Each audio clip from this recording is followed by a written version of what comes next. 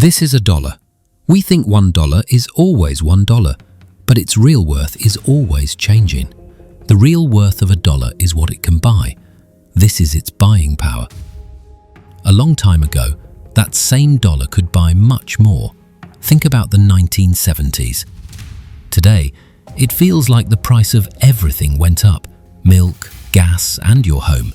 This is called inflation. So, let's put it all together. Inflation means two things are happening at the same time, one going up and the other going down. First, the prices for almost everything you need and want are climbing higher. But as those prices rise, the power of your dollar does the opposite. It falls. Each dollar you have loses a little bit of its strength, its buying power. This means your money simply buys less today than it could yesterday. That's the core idea of inflation. Prices for things go up, and because of that, your money buys less. Why does this happen? One reason is too much demand. This means too many people are trying to buy too few things. If everyone suddenly has more money, they all want to buy more things, like phones and cars. If companies can't make things fast enough for everyone, they will just raise the prices. Another reason is higher costs. This is when it costs more for companies to make things. For example, if oil gets more expensive, it costs more to move things in trucks.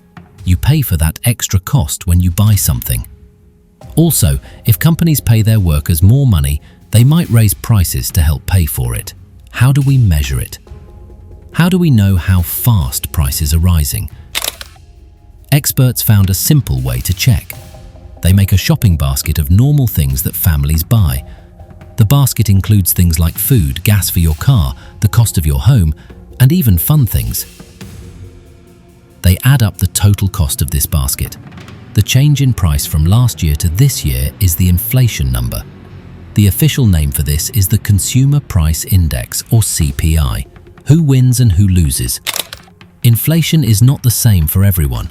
Some people win and some people lose. People who save money can lose. The money in your piggy bank buys less and less over time. People who get the same amount of money each month, like older people who don't work, also lose. Their money stays the same, but prices go up. People who loan money can also lose. The money they get paid back is worth less than when they first gave it. So who can win? People who borrow money. If you have a big loan for a house, you pay it back with money that is worth less. People who own real things like houses or gold also do well. The price of these things often goes up with inflation. When prices change too fast, people get worried. Businesses might not build new things, and people don't know how to spend their money. How do we control it? Because of this widespread worry, the people in charge of a country's economy don't just let inflation run wild. They try to control it. It's a balancing act because they don't actually aim for zero inflation. A little bit of inflation, like a small and predictable price increase each year, can be a sign of a healthy, growing economy. It encourages people to spend and invest. But when inflation becomes high and unpredictable, it creates fear and instability. So the goal is to keep inflation low and steady.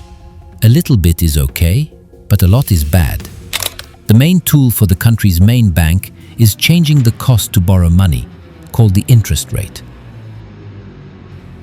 To stop high inflation, they make it more expensive to borrow money.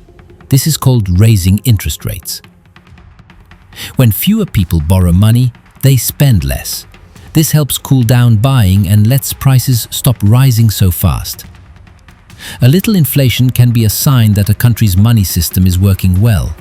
It's when inflation is high and wild that it causes trouble.